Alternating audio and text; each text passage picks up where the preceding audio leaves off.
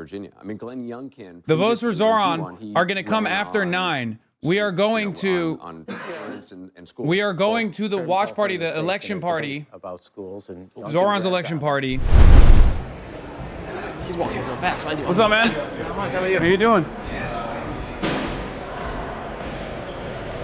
All right, we're here.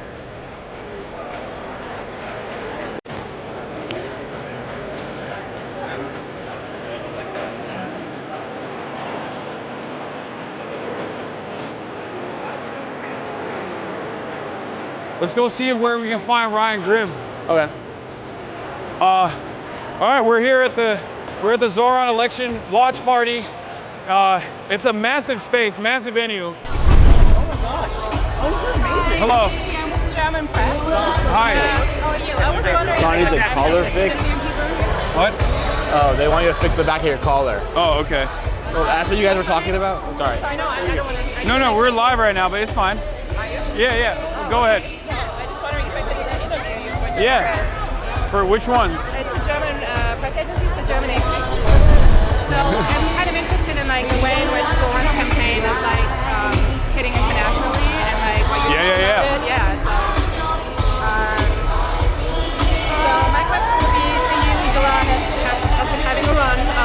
What do you think about his campaign, what it means for the country, but also what it means internationally? Well, I think it means a lot. There's not a lot of hope right now in the United States of America. We're in the throes of authoritarianism with the Trump administration, and I think it's very terrifying for a lot of people. There's a lot of instability, there's a lot of pain, and I think a dynamic young candidate like Zohran running on a campaign of affordability has been a glimmer of hope for a lot of people.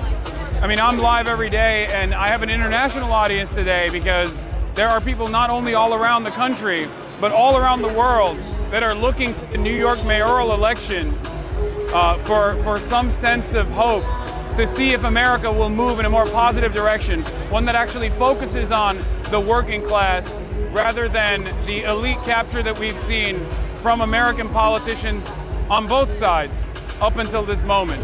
So there is a lot of hope and a lot of positivity surrounding the campaign, and I think that's what has carried this campaign into unprecedented levels, coming from a crowded primary field with 16 other candidates, with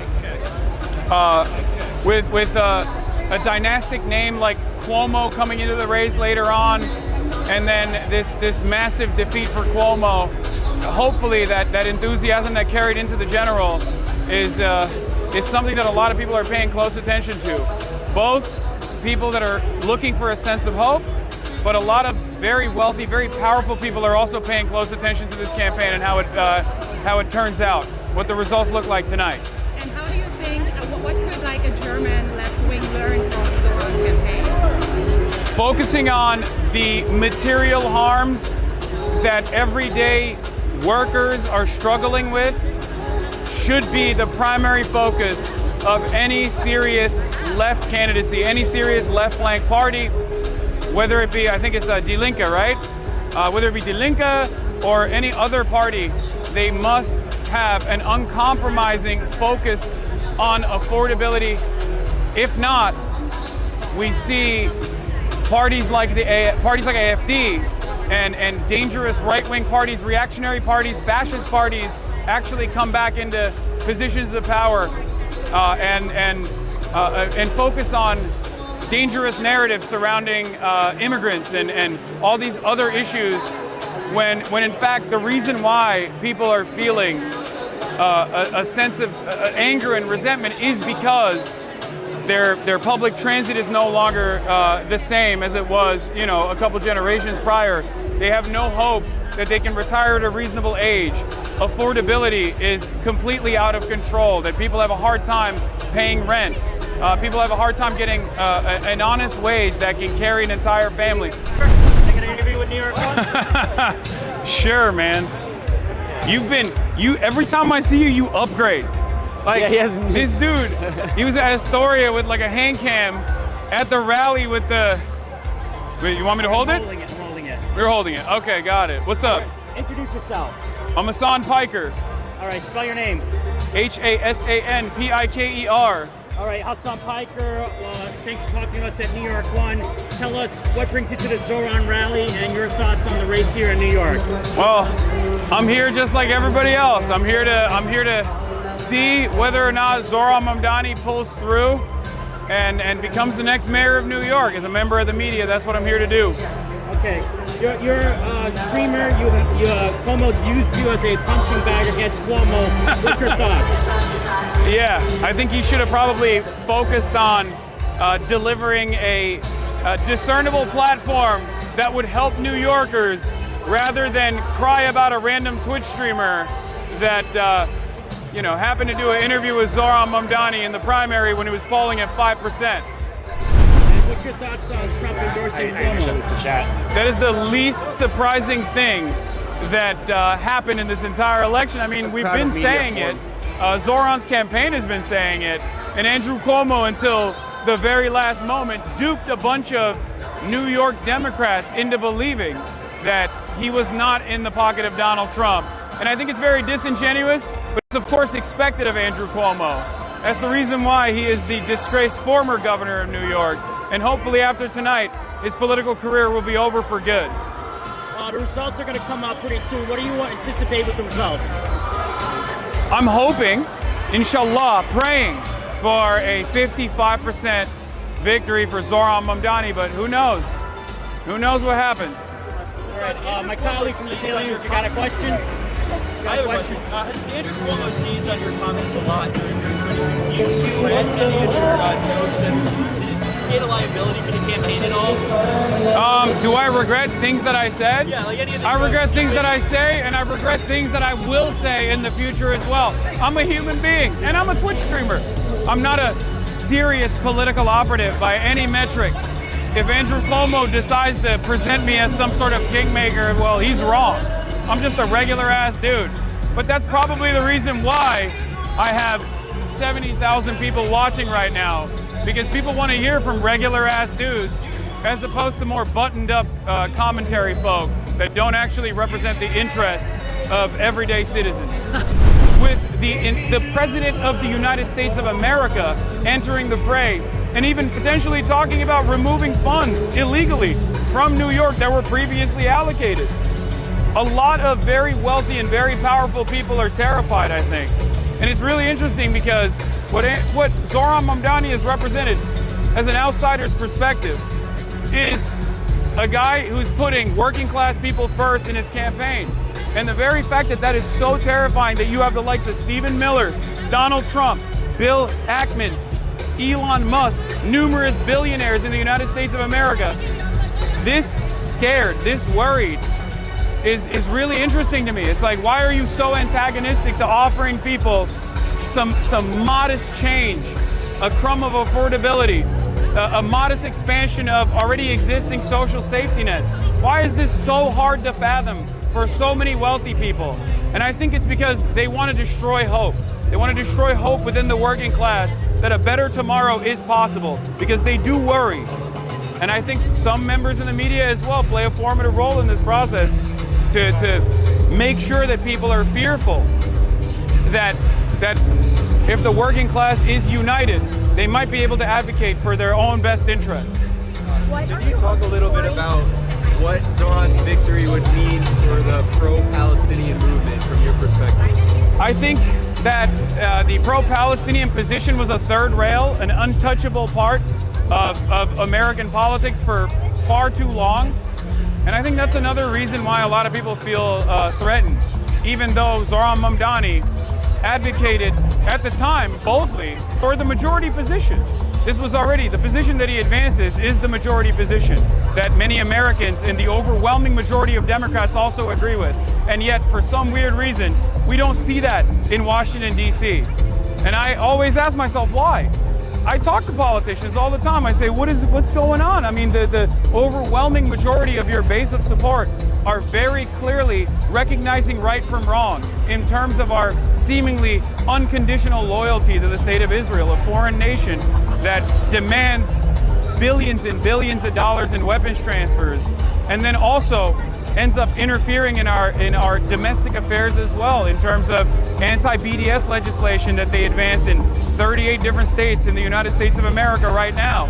I mean, this is a direct violation of the First Amendment, and for some weird reason, this is like not ever discussed.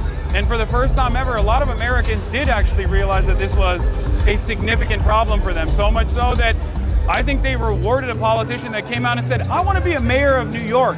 I don't need to go to Israel to be the mayor of New York.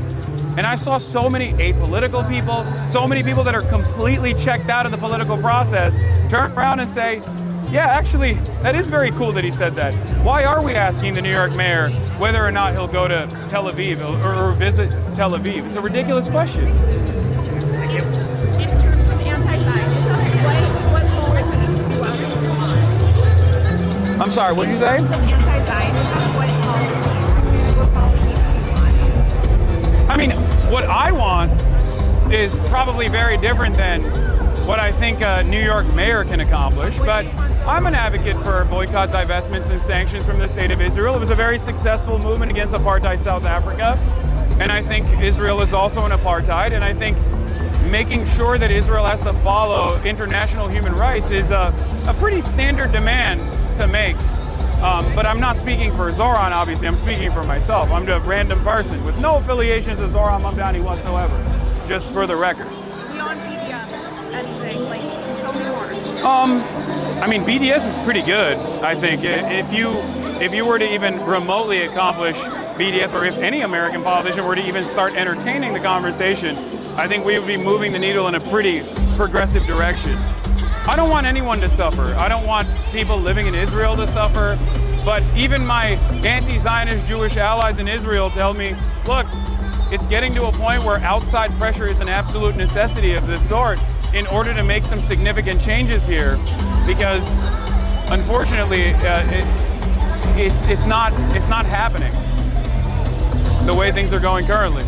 What do you think this means for the Democratic Party? Are you excited by it? Yes, I am, but we shall see. I don't know. We're about to find out what happens in a little bit. Polls just closed.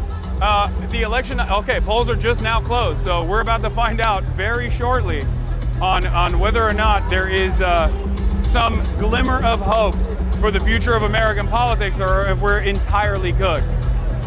I think a lot of people, yourselves included in the media, because you're also of working class background, probably realize that things are not going too great for the average person. The affordability crisis has not been solved at all, in spite of the fact that Donald Trump ran on solving the affordability crisis and seemingly has done nothing. As a matter of fact, has made things worse with the tariff strategies that are indecipherable.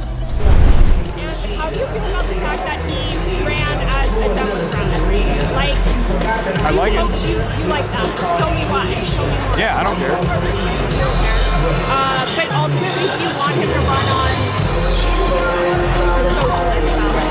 Like, I don't think there's a viable alternative. I think Republicans for years and years have called the Democrats socialists anyway. They've called them communists. So you might as well have, and Democrats have historically had, or independents that caucus with the Democrats have had historically socialist candidates. And stupid question, how do you identify? Is it as a Democratic socialist, or how do I identify? I don't know. I say I'm a leftist, but people call me an anti-Semitic terrorist, a communist, Antifa, CEO of Antifa, numerous names. How does it feel to be in this room right now? So far, there's a lot of media. Yeah, 100%.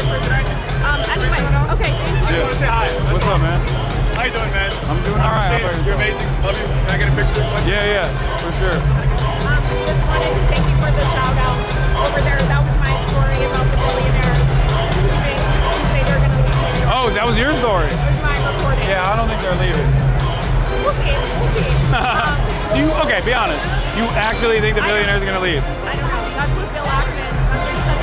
He ain't leaving. That motherfucker's not the election. I will say that they really Is Zohran the president? Is he president of New York? They really do. That's good. That's crazy. They've spent more money than they would get taxed at this point. So that's so strange. Yeah.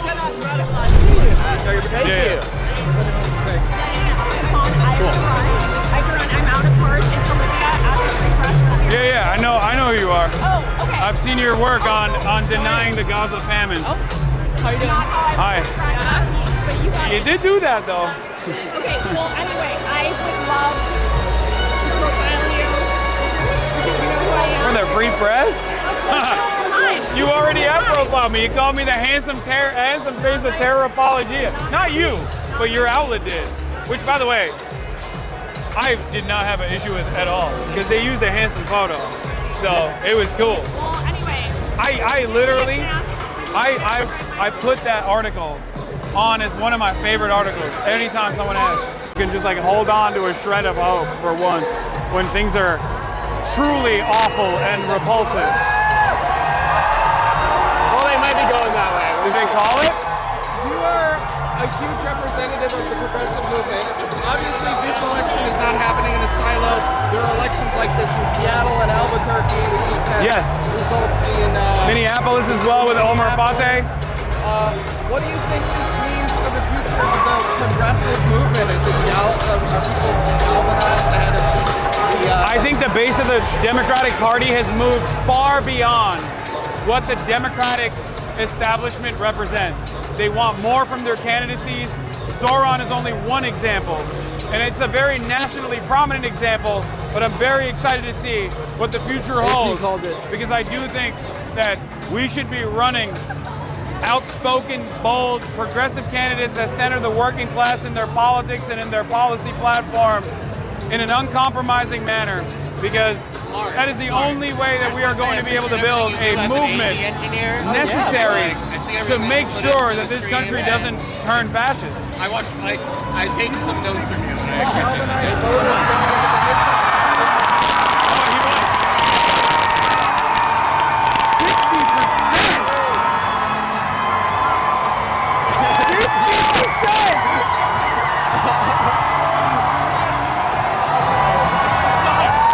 That's all media, by the way. There's some campaigners, but it's mostly media that's fucking celebrating.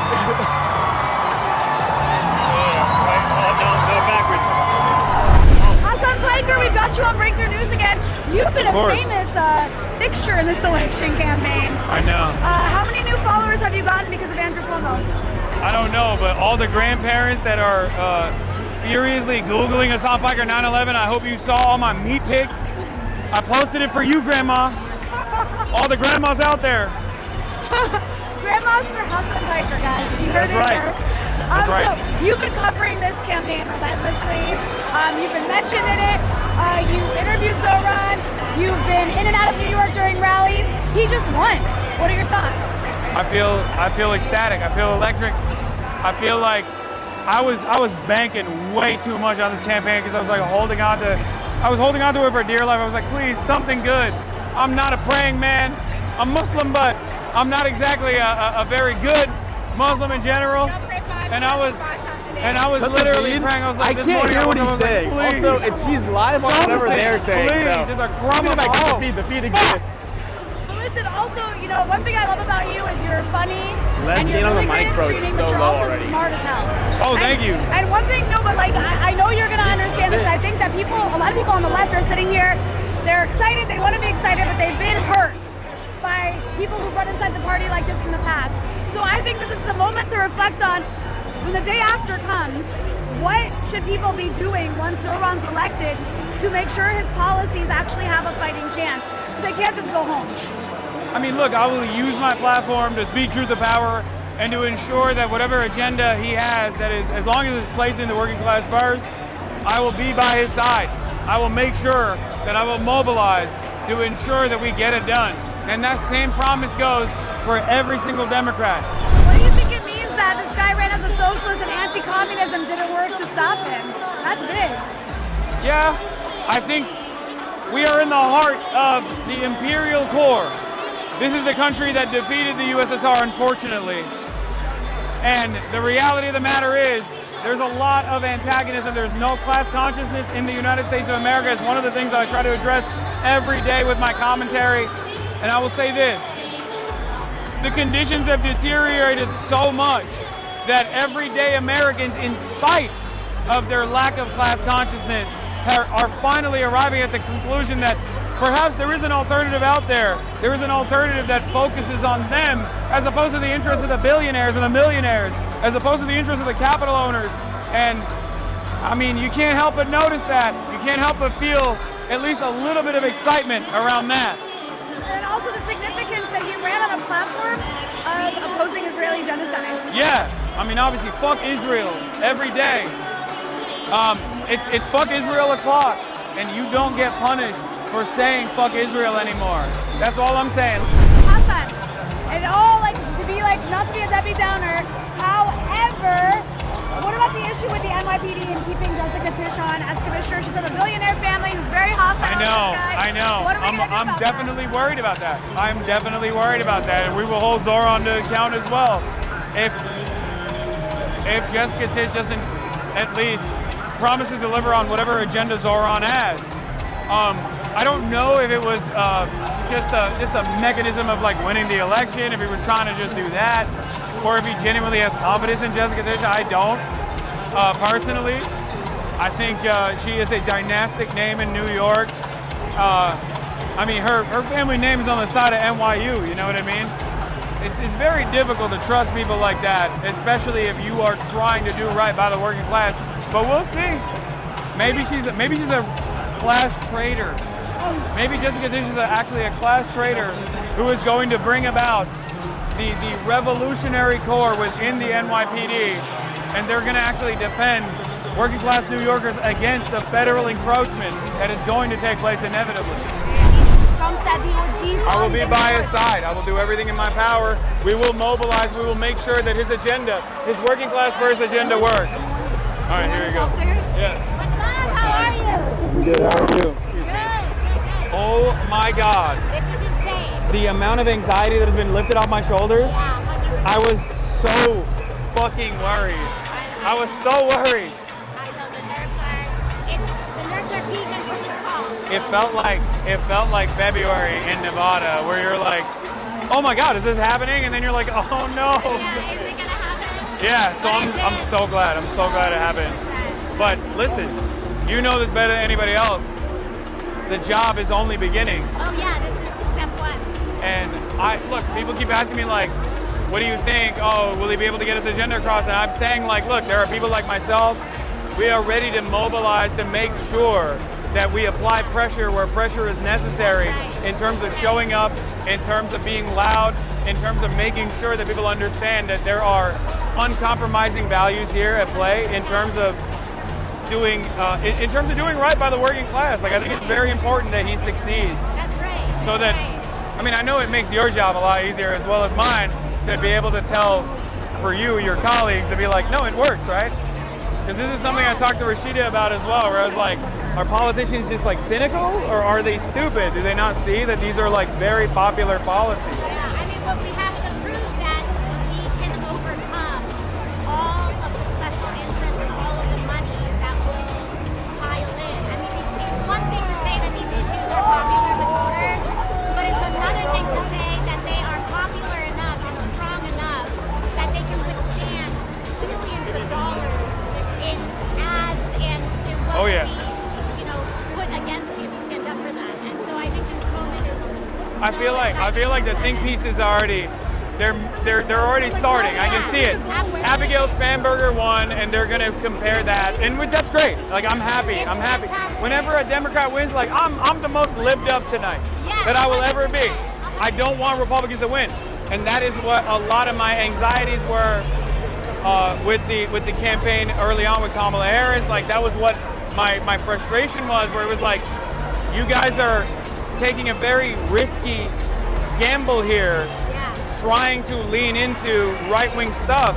Well, what Zohran did tonight is that there are races where Democrats won against Republicans, which is amazing and fantastic. Yeah. This was a race where he won against Republicans and he won against the most powerful of the Democratic Party. And so he did not just defeat one party, but he defeated the old guard of two.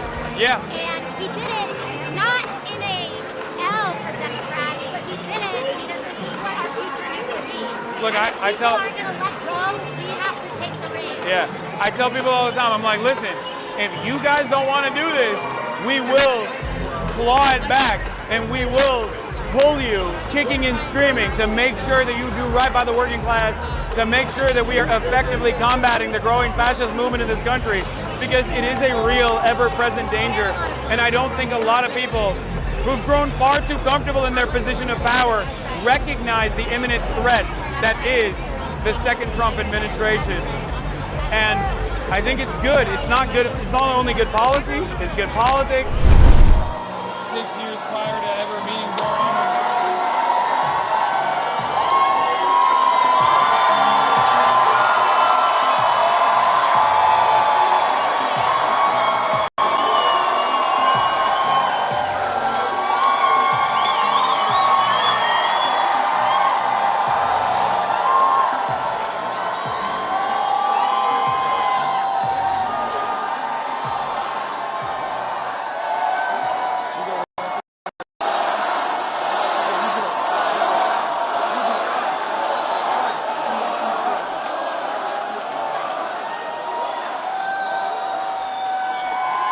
Thank you, my friends.